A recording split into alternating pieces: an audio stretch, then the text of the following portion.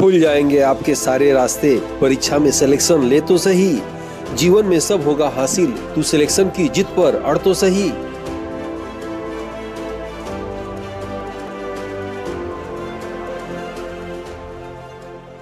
Aditya classes exam गुरु channel में आप सबका स्वागत है।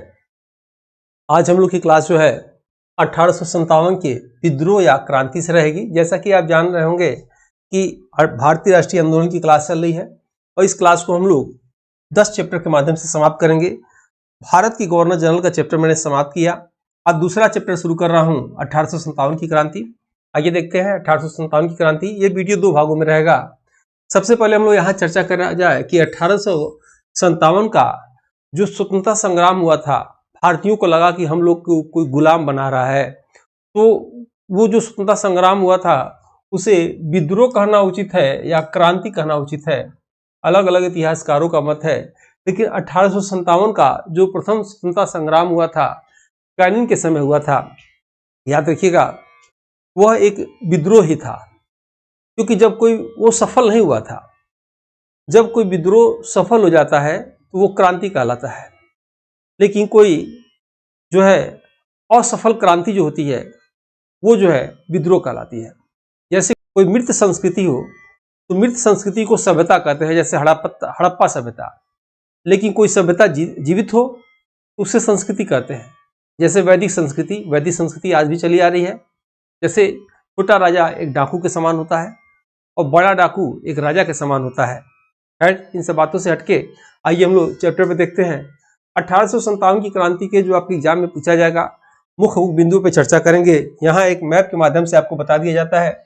सबसे पहले याद रखिएगा, पश्चिम बंगाल बैरकपुर में 34 रेजिमेंट के सिपाही मंगल पांडे द्वारा जो है विद्रोह होता है। लेकिन वो सैनिक विद्रोह था, याद रखिएगा, वो सैनिक विद्रोह था। जनता का विद्रोह यहाँ से शुरू होता है। सबसे पहले याद रखिएगा मेरठ से। मेरठ को इसीलिए क्रांति नगरी के नाम से जाना जाता है। ठीक है, तो यहाँ हमने मैप बना दिया है और इसी के हिसाब से आगे आपको हम क्लास लेंगे। तो आइए देखते हैं 1857 की क्रांति की सबसे पहले आपके एग्जाम में पूछे जाने वाले प्रमुख पुस्तकों के विषय में देखा जाए। ठीक है, इन 4 पुस्तक को आप बिल्कुल रटे रहिएगा, आपके एग्जाम के दृष्टि से बहुत ही महत्वपूर्ण है और अक्सर एग्जाम में पूछा जाता है। पहली पुस्तक आप याद रखिएगा, अस्वात बगावत हिंद। याद रखिएगा, अस्वात बगावत हिंद। यह भारतीय भाषा में 1857 में लिखी गई प्रथम पुस्तक है, इसीलिए महत्वपूर्ण है। याद रखिएगा, भारतीय भाषा में 1857 में लिखी गई प्रथम पुस्तक, नाम क्या है? अस्वात बगावत हिंद। इसके लेखक कौन है? सैयद अहमद खां। बहुत ही महान व्यक्ति थे सैयद अहमद खां। याद रखिएगा, इन्होंने देशभक्त एसोसिएशन की स्थापना किया था। इन्होंने मुस्लिम एंग्लो ओरिएंटल कॉलेज की स्थापना अलीगढ़ में किया था, जिसका 1920 में नाम अलीगढ़ मुस्लिम यूनिवर्सिटी पड़ा। याद रखिएगा, तहजीब उल अखलाक नाम का इन्होंने एक पत्रिका भी निकालते थे। इन्हीं का एक कथन था कि हिंदू और मुस्लिम भारत माता की 2 सुंदर आंखें हैं। आपके एग्जाम में पूछ दे कि किसका कथन है? हिंदू और मुस्लिम भारत माता की 2 सुंदर आंखें हैं, सर सैयद अहमद खां का। याद रखिएगा, इनके पुस्तक का नाम क्या है? अस्वात बगावत हिंद। दूसरा पुस्तक आपको याद करना है, वार ऑफ इंडियन इंडिपेंडेंस। याद रखेंगे, वार ऑफ इंडियन इंडिपेंडेंस, और यह बी.डी. सावरकर की है। क्यों यह आपके एग्जाम में आ सकता है? क्योंकि यह पुस्तक 1947 तक अंग्रेजों द्वारा प्रतिबंधित कर दी गई थी। याद रखिएगा, बी.डी. सावरकर जी ने इटली का एक क्रांतिकारी था, मेजनी नाम था, उसी मेजनी की जीवनी लिखा था। याद रखिएगा, और भड़काऊ था बिल्कुल। अंग्रेजों को लगा कि अगर पुस्तक ये प्रकाशित हो जाएगी, वार ऑफ इंडियन इंडिपेंडेंस, तो और जो है क्रांतिकारी भड़क जाएंगे। इसीलिए इन्होंने क्या किया था, इनकी पुस्तक को याद रखिएगा 1947 तक, देश आजाद होने तक जो है प्रतिबंधित कर दिया था। दूसरी बात याद रखिएगा, वी.डी. सावरकर ने 1899 में, याद रखिएगा, अभिनव मित्र मेला की स्थापना किया था, जिसका नाम बाद में 1904 में अभिनव भारत हो गया था। ठीक है, 1899 में। इसके पहले क्लास में आपको बताए थे 1799 में टीपू सुल्तान की मृत्यु हो जाती है। 1699 में खालसा पंथ की स्थापना होती है। देखिएगा, 100 वर्ष कैसे याद करेंगे, आपको याद रहेगा। ठीक है, तो बी.डी. सावरकर की पुस्तक का नाम क्या है? War of Indian independence. इन्होंने किस पर जीवनी लिखा? मेजनी पर, जो कौन था? इटली का क्रांतिकारी था। और इनकी पुस्तक को कब तक जो है प्रतिबंधित किया गया था। 1947 तक अंग्रेजों द्वारा प्रतिबंधित किया गया था। देखेंगे द ग्रेट रिबेलियन पुस्तक के लेखक कौन है? अशोक मेहता। याद रखिएगा, ये 1857 की जो क्रांति हुई थी, तो 1857 के विद्रोह को राष्ट्रीय विद्रोह कहा था। किसने कहा था? अशोक मेहता ने कहा था, अपनी पुस्तक द ग्रेट रिबेलियन ने कहा था। याद रखिएगा, इंपॉर्टेंट है। जैसे याद रखिएगा, कुछ लोग, सभी इतिहासकार तो राष्ट्रीय विद्रोह कहते हैं, बस मजुमदार इतिहासकार एक ऐसे थे जो इसे सिपाही विद्रोह कहते हैं। ठीक है, उसकी चर्चा आगे हम लोग करेंगे। नेक्स्ट हम लोग आते हैं, एक पुस्तक याद रखिएगा 1857 या 1857 याद रखेंगे आप। इस पुस्तक के लेखक एशियन सेन है। नाम याद रखिएगा, इंपॉर्टेंट है ये पुस्तक। क्यों इंपॉर्टेंट है? क्योंकि भारत की प्रथम सरकारी पुस्तक, याद रखिएगा, पूछा जा सकता है भारत की प्रथम सरकारी पुस्तक का नाम क्या है। आप क्या लगाएंगे? 1857, या ऐसे लिख के आएगा अंकों में या ऐसे शब्दों में लिखा रहेगा। कौन है? एशियन सेन है। क्यों महत्वपूर्ण है? क्योंकि भारत की प्रथम सरकारी पुस्तक है। ये चार बिल्कुल रटे रहिएगा। आइए देखते हैं, हम लोग नेक्स्ट पेज पे देखते हैं। 1857 का विद्रोह या क्रांति स्वरूप भारतीय इसे राष्ट्रीय विद्रोह मानते हैं, परंतु अंग्रेज इसे सिपाही विद्रोह मानते हैं। याद रखिएगा, आरसी मजुमदार एकमात्र इतिहासकार थे जो 1857 की विद्रोह या क्रांति कह सकते हैं सिपाही विद्रोह मानते थे। ठीक है, द ग्रेट रिबेलियन पुस्तक के लेखक अशोक मेहता ने 1857 की विद्रोह को भी क्या किया? राष्ट्रीय विद्रोह बताया। याद रखिएगा, जैसे आप किसी जनजाति क्षेत्र में जाइए, किसी पहाड़ी क्षेत्र में जाइए, गहन कबीले में जाइए, और वहाँ जो उनकी संस्कृति सभ्यता हो, जो उनका रहन सहन हो, उसको क्या कोई व्यक्ति जाए और अचानक बंद करा दे, उनके चेंज करा दे, वो क्या करेंगे? बिल्कुल जो है विद्रोह कर देंगे, कोच के मार देंगे उनको जो बंद कराएगा। मेरे कहने का मतलब क्या है? जब अंग्रेज भारत में आए तो भारत में कई चीज़ों को परिवर्तित कर दिए। सती प्रथा का अंत कर दिए, हड़प नीति ला दिए, भारत में कई तरह की सभ्यताओं को उन्होंने रोक लगा दिया, शासकों पर रोक लगा दिया, और पहली बार भारतीयों को लगा कि मेरे ऊपर कोई गुलामी की जंजीरें से जकड़ रहा है, और जगह जगह विद्रोह हो गया। जैसे आपके एग्जाम में पूछता है कि दिल्ली में जो विद्रोह हुआ उसका नेता कौन थे? तो बहादुर शाह। याद रखिएगा, बहादुर शाह द्वितीय थे, ये जफर के नाम से कविता लिखते थे। याद रखिएगा, बहादुर शाह प्रथम भी थे। ठीक है, वो औरंगजेब के पुत्र थे, वहां उसकी चर्चा नहीं करेंगे, काम की बात बस करेंगे। दिल्ली कौन थे? बहादुर शाह द्वितीय, और जफर के नाम से कविता लिखते थे। झांसी की कौन थी? रानी लक्ष्मीबाई। याद रखिएगा, रानी लक्ष्मीबाई के बचपन का नाम मनु, छबीली, मणिकर्णिका। याद रखिएगा, इनके पुत्र का नाम क्या था? इनके दत्तक पुत्र का नाम क्या था? बताइए। दामोदर राव, किसका इनके क्या संबंध था, ये भी आप बताएंगे। लखनऊ देखेंगे, लखनऊ के जो है नेत्री जो है बेगम हजरत महल थी, इन्हीं को महक परी भी कहा जाता था। जब ये चलती थी तो महकती थी, कहा जाता है मतलब कि जब नाव से ये सफर करती थी तो हवा का झरोका इनके शरीर से पड़ता था, और अगर उस पार कोई गांव पड़ता था पूरा गांव महकने लगता था, इसलिए इनको महक परी कहा जाता है। लेकिन रानी लक्ष्मीबाई को महल परी कहा जाता है, दोनों याद रखिएगा। महल परी किसे कहते हैं? रानी लक्ष्मीबाई को। महक परी किसे कहते हैं? बेगम हजरत महल को। ठीक है, कानपुर याद रखिएगा, कानपुर में के नेतृत्वकर्ता कौन थे? नाना साहब और ताता टोपे। ठीक है, ताता टोपे को फांसी दे दिया जाता है, नाना साहब नेपाल भाग जाते हैं, ये भी नेपाल भाग जाती हैं। बिहार, अभी आगे क्लास लेंगे उसमें बताएंगे। बिहार के जगदीशपुर से कुंवर सिंह और अमर सिंह, याद रखिएगा। पटना से पीर अली, बरेली से खान बहादुर खान, याद रखिएगा। उड़ीसा से साईं भाइयों ने, साईं भाइयों में दो का नाम आता है, सुरेंद्र साईं और उज्जवल साईं। फैजाबाद से मौलवी अहमदुल्ला उल्ला शाह, और इलाहाबाद से लियाकत अली। आपके एग्जाम में कैसे प्रश्न पूछेगा? एक तो दे देगा प्रश्न सुमेलित करिए, तो आप क्या करेंगे? स्थान दे देगा, नेता दे देगा, आपको सुमेलित करना होगा, या दे देगा सीधे कि झांसी से या लखनऊ से कौन थे। ठीक है, कभी कभी पूछता है कि दमनकर्ता कौन थे। दमनकर्ता जैसे झांसी के जो विद्रोह हुआ था वहां नेतृत्वकर्ता रानी लक्ष्मीबाई थी, लेकिन किस अंग्रेज ने उसका जो है दमन किया था? ह्यूरेज ने किया था। ह्यूरेज का ही कथन था कि पूरे 1857 की क्रांति में अकेली मर्द रानी लक्ष्मीबाई थी। याद रखिएगा, इंपॉर्टेंट है, एग्जाम में आता है। आइए अब इनके विषय में, स्थान के विषय में चर्चा किया जाए जो आपके एग्जाम में आता है। वीडियो आपको अच्छा लग रहा हो तो लाइक सब्सक्राइब जरूर करना चाहिए। अब देखिएगा, सबसे पहले हम लोग पढ़ेंगे 1857 के विद्रोह के प्रमुख कारण में क्या है देखेंगे।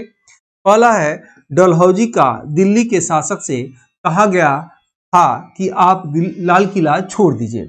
इसकी पहले की क्लास में डलहौजी के विषय में पढ़ाए थे आपको। डलहौजी की हड़प नीति या व्यक्त की सिद्धांत और गोद प्रथा को रोक लगा दिया गया। ठीक है, डलहौजी ने भारत में क्या किया, हड़प नीति लाया। और डलहौजी ने ही भारत में जो है रेल डाक तार शुरू किया, ठीक है, लेकिन हड़प नीति लाया। भारत में रुड़की कॉलेज की स्थापना डलहौजी ने ही किया था। वुड डिस्पैच 1854 में डलहौजी द्वारा लाया गया था, जो स्त्री शिक्षा पे जोर पे था। याद रखिएगा, भारत की राजधानी कलकत्ता से शिमला भी इसी ने किया था, डलहौजी ने किया था। कुछ कार्य इसने अच्छे किए थे, कुछ कार्य जो है इसके ठीक नहीं थे। नेक्स्ट आप देखेंगे, दक्षिण भारतीय राजाओं का उपाधियों का अंत कर दिया गया। राजा जो है उपाधियों का अंत कर दिया था दक्षिण भारत में। अंग्रेजों का एक दुधारू गाय अवध राज था। जब भी अंग्रेज पैसा मांगते थे अवध के शासक से, अवध का शासक जो है अपने खजाने से पैसा दे देता था, इसलिए अवध राज को अंग्रेजों का दुधारू गाय कहा जाता था। याद रखिएगा, जिसे अंग्रेजों ने 1856 में कुशासन के आधार पर हड़प लिया, कुशासन का ले लिया। 1829 में के नियम 17 क के अनुसार सती प्रथा को विलियम बेंटिंक द्वारा बंद कर दिया गया। मैंने अभी बताया आपसे, एक प्रथा चल रही थी भारत में, उस प्रथा को बंद कर दिया गया। भारतीयों को अच्छा नहीं लगा, अंग्रेजों को जो भी लग रहा होगा, लेकिन भारतीयों को अच्छा नहीं लगा। यह भी एक कारण था 1857 के विद्रोह का। विधवा पुनर्विवाह को भारत में लागू कर दिया गया। विधवाओं का विवाह होगा, मनुस्मृति में इस बात को, याज्ञवल्क्य स्मृति में लिखा हुआ है। तो वो जो सामाजिक प्रथा चल रही थी, इन्होंने हस्तक्षेप किया। ये भी एक कारण था कि 1856 में विधवा पुनर्विवाह कौन लाए थे, कैनिंग ने लाए थे। तो ये भी क्यों लाए, ये सब जो है विद्रोह का कारण था, उन्हीं के समय तो हुआ था ये। धार्मिक स्थलों की जमीन को हड़पा और टैक्स किया जाने लगा। जो भी धार्मिक स्थल थे भारत में, उनकी जमीन जो एक्स्ट्रा मिलती थी उनको हड़पा गया और उसी पर टैक्स चालू कर दिया गया। ये भी एक कारण था, याद रखिएगा। उसके बाद 1850 में, ये इंपॉर्टेंट है, याद रखिएगा, लेक्स लॉकी एक्ट भारत में लाया गया, जिसके अनुसार हिंदू से ईसाई बनने पर पिता की संपत्ति पुत्र को मिलेगी। याद रखिएगा, पिता की संपत्ति पाना हो तो हिंदू से ईसाई बनना पड़ेगा। 1850 में इस एक्ट का नाम क्या था, लेक्स लॉकी एक्ट नाम था। यह भी एक प्रमुख कारण था। नेक्स्ट आप देखेंगे, 1813 के चार्टर एक्ट, याद रखिएगा, में ईसाई मसीहियों को भारत में धर्म प्रचार की अनुमति मिली। जब 1813 का चार्टर्ड एक्ट आया, याद रखिएगा, उसमें भारतीयों को भारत रहने की अनुमति मिली, उसी में वो सब प्रचार करने लगे। ईस्ट इंडिया कंपनी ने व्यापार बंद कर दिया, सिर्फ चीन और चाय के साथ व्यापार रखा। 1 लाख रुपया प्राथमिक शिक्षा पे प्रति वर्ष खर्च करने के लिए आया था, वो भी एक विवाद में फंस गया, पश्चात विवाद, जिसको आगे चल के विलियम बेंटिंक के समय मैकाले की सहायता से समाप्त किया गया। तभी से जो है मैकाले को अंग्रेजी शिक्षा का जनक कहा जाता है। मैकाले ने अपने विवरण पत्र कब दिया था, कमेंट बॉक्स में आप बताएंगे। नेक्स्ट आप देखिएगा, कॉर्नवालिस की अंग्लीकरण की नीति लागू, जिसके तहत अच्छे पद अंग्रेजों को दिया जाने लगा। ठीक है, नेक्स्ट आप देखेंगे, वेतन में असमानता की नीति लागू, जिसमें यूरोपीय सैनिकों को अधिक और भारतीय सैनिकों को सैलरी कम दिया जाता था। यानी भारतीय सैनिकों को सैलरी कम देते थे, यूरोप से जो आए थे उनको अधिक। यूरोप मतलब ये अंग्रेज कहाँ से आए थे, ब्रिटेन से आए थे। ब्रिटेन को इंग्लैंड कहते हैं, उसी को यूनाइटेड किंगडम यूके भी कहा जाता है। अंग्रेज कहाँ से आए थे, जो राज कर रहे थे, वो इसके पहले क्लास में बताए थे, वो कहाँ से आए थे, ब्रिटेन से आए थे। ठीक है, याद रखिएगा।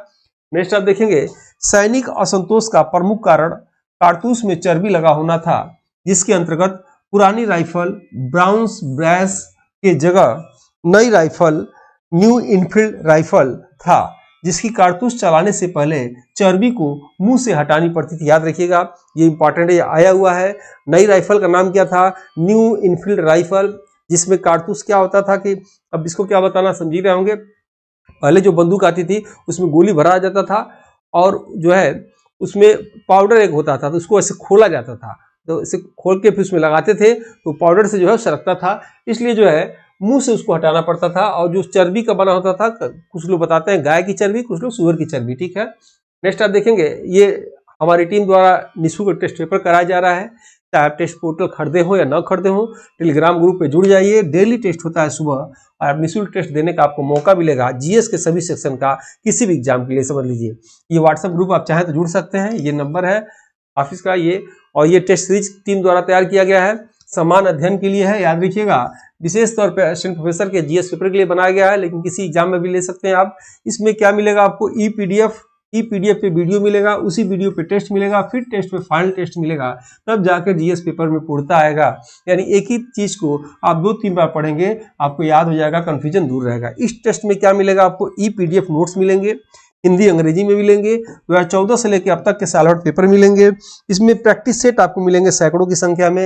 ऑर्गेनाइज क्लास बिल्कुल सीक्वेंस में सिलेबस के अनुसार आपको क्लास मिलेगा। यूट्यूब पे सभी क्लासेस नहीं होते हैं, कुछ क्लास बाद में अनलिस्टेड कर दिए जाते हैं। टेस्ट सीरीज के रूप में सैकड़ों की संख्या में model paper, unit wise test और सिलेबस वाइज टेस्ट मिलेगा। याद रखिएगा, इसका रेट 1999 है, लेकिन अभी ये 1299 में लगभग दिया जा रहा है। याद रखिएगा, ये टेस्ट लेने पे सबसे बड़ा फायदा आपको होगा, पर डे रात को 9 बजे टेस्ट होता है। पूरा यूपी में आपकी रैंक क्या है, नंबर क्या है, आपको देखने को मौका मिलेगा। और अपनी गलतियों को एग्जाम से पहले प्रैक्टिस करके सुधारें, ताकि वो गलतियां आपके एग्जाम में जो है आपकी ताकत बन के आपको जीत दिलाएगा। अभ्यास करने से पूर्णता आती है। याद रखिएगा, थॉर्नडाइक का कथन है, अधिक से अधिक प्रैक्टिस करने का मौका मिलेगा। हजारों की संख्या में इसमें आपको संख्या है। ये नई पुस्तक निकाली गई है 249 रुपये में। याद रखिएगा, अमेजन के माध्यम से आप इसे ले सकते हैं। इसमें 50 चैप्टर हैं और जो है एक चैप्टर में 30 प्रश्न है। करंट अफेयर अपडेटेड है, सभी प्रतियोगी परीक्षाओं के लिए इसमें महत्वपूर्ण है। आप इसे चाहे तो मंगा सकते हैं। यदि आपको पुस्तक दिखाना चाहें तो ये पुस्तक आप देख रहे होंगे, और ये बिल्कुल इसमें चुनिंदा प्रश्न कई महीनों से तैयार किए गए हैं। सबसे बड़ी बात यह है कि इसके नीचे प्रश्नों के जो है आंसर दिया गया है और सभी महत्वपूर्ण प्रश्न। और मेरे हिसाब से कोई भी एग्जाम देने से पहले इसके सभी प्रश्नों को 2-3 बार पढ़ के एग्जाम में बैठना चाहिए। ये आपके स्कोर को बढ़ाएगा। मात्र 249 रुपये में है। ये सिलेबस देख रहे होंगे, सिलेबस के अनुसार ये 50 चैप्टर बनाए गए हैं। और जो है आपको इसके लिए जो नंबर आप देख रहे हैं, इस नंबर पे फॉर बुक लिखेंगे तो लिंक टीम द्वारा भेज दिया जाएगा, या इस नंबर पे आप निःशुल्क टेस्ट के लिए टेलीग्राम लिंक भी भेजेंगे तो भेज दिया जाएगा, या टेस्ट भी अगर आपको चाहिए तो लिखेंगे फॉर टेस्ट तो आपको लिंक दे दिया जाएगा। ठीक है, आइए देखते हैं क्लास आगे इसमें। और 1857 की विद्रोह का प्रारंभ स्थान और इसके प्रमुख नेतृत्वकर्ता। अब हम लोग आगे पढ़ने जा रहे हैं कि किस स्थान पे विद्रोह हुआ था, क्या क्या इससे संबंधित एग्जाम में प्रश्न आते हैं, वो हम लोग पढ़ने जा रहे हैं। पहला पॉइंट देखिएगा, बंगाल का विद्रोह। बंगाल में हुआ था सैनिक विद्रोह। बंगाल में निम्न 3 स्थानों पर विद्रोह हुआ था। पहला दमदम में, दूसरा बहरामपुर में, तीसरा बैरकपुर में। आपके एग्जाम में प्रश्न क्या आएगा, बंगाल में निम्नलिखित में से किस स्थान पे विद्रोह नहीं हुआ था। और ये 3 नाम रहेगा, एक और नाम दे देगा एग्जामिनर और आपको छांटना रहेगा। याद रखिएगा, ठीक है। उसके बाद बैरकपुर में 34वीं रेजिमेंट के सिपाही मंगल पांडे होते हैं। मंगल पांडे का निवास स्थान बलिया उत्तर प्रदेश में है। ठीक है, और डिटेल इसके बारे में जानना चाहते हैं तो पढ़ते पढ़ते जब बोर हो जाइएगा, जब आप खाली बैठिएगा तो अपने मोबाइल में आप जैसे भी मंगल पांडे आमिर खान की मूवी है उसको जरूर देखिएगा, कॉन्सेप्ट आपका और क्लियर हो जाएगा। ठीक है, अब नेक्स्ट देखिएगा, मंगल पांडे का कथन था कि धर्म के लिए, विजय के लिए विद्रोह में उतर पड़ो। मंगल पांडे ने बाघ नामक अंग्रेज की गोली मारकर हत्या कर दी थी। नेक्स्ट अब देखेंगे 1857 का विद्रोह बंगाल में मार्च 1857 दमदम पश्चिम बंगाल में पहली बार हुआ, जो सैनिक विद्रोह था। परंतु जनता का विद्रोह सर्वप्रथम 10 मई 1857 को मेरठ में हुआ। इसलिए इतिहासकारों द्वारा प्रथम विद्रोह मेरठ में माना जाता है। यही कारण है कि मेरठ को क्रांतिकारी नगरी के नाम से जाना जाता है। क्रांतिकारी नगरी किसे कहते हैं, मेरठ को कहते हैं। ठीक है, वैसे उत्तर प्रदेश के 75 जिलों में से अलग अलग नाम आप जानते ही होंगे, जैसे ताला नगरी किसे कहते हैं, अलीगढ़ को कहते हैं। ठीक है, याद रखिएगा। लकड़ी के खिलौना नगरी बनारस को कहते हैं। इलेक्ट्रॉनिक खिलौना जो है मेरठ में मिलता है। ठीक है, और पीतल नगरी किसे कहते हैं, मुरादाबाद को कहते हैं। ठीक है, नेक्स्ट इसमें हम देखते हैं मेरठ के विषय में। मेरठ को 10 मई 1857, ये डेट याद रखिएगा, 10 मई 1857। ठीक है, विद्रोह शुरू होता है, परंतु मेरठ से दिल्ली, मेरठ में शुरू होता है। ये लोग नेतृत्वकर्ता खोजते हैं इस विद्रोह के, तो उस खोजने के चक्कर में चले जाते हैं दिल्ली। यानी 10 मई से जाते हैं और 12 मई 1857 को कहाँ पहुंचते हैं, दिल्ली पहुंचते हैं। और वहां जाके अपना नेता बहादुर शाह द्वितीय जफर को बनाते हैं। और वहां से जो है क्या होता है कि विद्रोह पूरे भारत में फैलने लगता है। फिर यहाँ देखेंगे, प्रथम विद्रोह मेरठ में शुरू होने के कारण मेरठ को क्रांति नगरी के नाम से जाना जाता है। मेरठ में जनता का प्रथम विद्रोह हुआ था, परंतु बैरकपुर बंगाल में प्रथम सैनिक विद्रोह हुआ था। दिल्ली का विद्रोह के विषय में हम देखेंगे।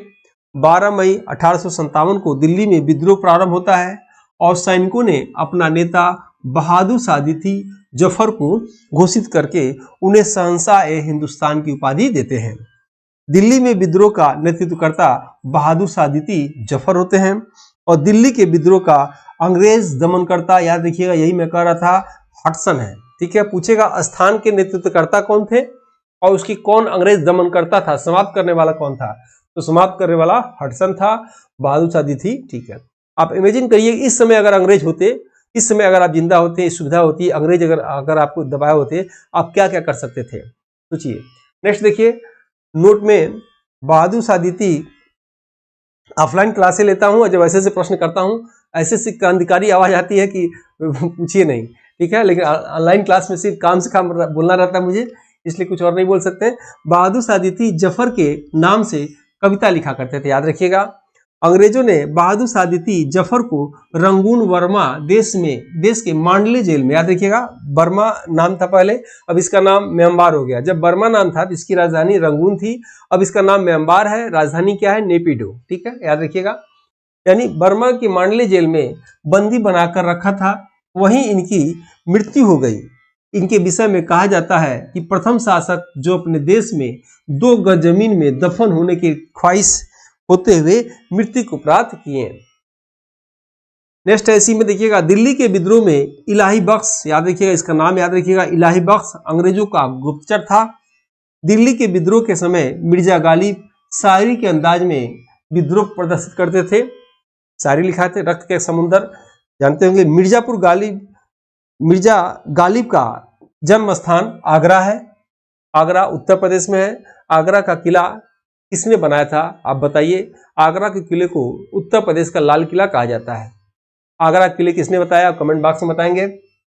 और देखिए क्लास लंबा हो जाता, बाकी क्लास आगे लखनऊ का विद्रोह हम लोग पढ़ेंगे, नेक्स्ट क्लास में पढ़ेंगे। ठीक है, तो आज की क्लास हम यहीं समाप्त करते हैं, नेक्स्ट वीडियो मिलते हैं। वीडियो कैसा अच्छा लगे लाइक सब्सक्राइब जरूर करिएगा। मिलते हैं हम लोग नेक्स्ट वीडियो में, तब तक के लिए जय हिंद जय भारत। इस समान अध्ययन की मॉडल पेपर बुक को हिंदी एवं अंग्रेजी दोनों भाषा में तैयार किया गया है, जो कि समान अध्ययन एग्जाम में किसी भी प्रदेश के असिस्टेंट प्रोफेसर एग्जाम, जीडीसी प्रवक्ता एग्जाम के साथ LT grade, GIC, TGT, PGT आदि एग्जाम में सहायक सिद्ध होगा। उपरोक्त एग्जाम के विगत वर्षों के पेपर का एनालिसिस करने के बाद वर्तमान एग्जाम पैटर्न पर इसको अनुभवी टीम द्वारा तैयार किया गया है, जो कि आपके समान अध्ययन जनरल स्टडीज एग्जाम के स्कोर को बढ़ाने में सहायक सिद्ध होगा। इन एग्जाम की कुंजी जीएस पेपर होता है। इसमें 4 बुक में 80 मॉडल पेपर हैं, जिसमें समान अध्ययन सिलेबस के सभी क्षेत्रों से महत्वपूर्ण व चुनिंदा प्रश्न हैं, जो कि अक्सर एग्जाम में पूछे जाते हैं। इस बुक पैक में आपको एक OMR शीट बुक और अमेजन डिलीवरी चार्ज फ्री मिलेगा। इस बुक के लिए आप 97 95 96 2010 पर व्हाट्सएप में फॉर बुक लिखकर भेज सकते हैं।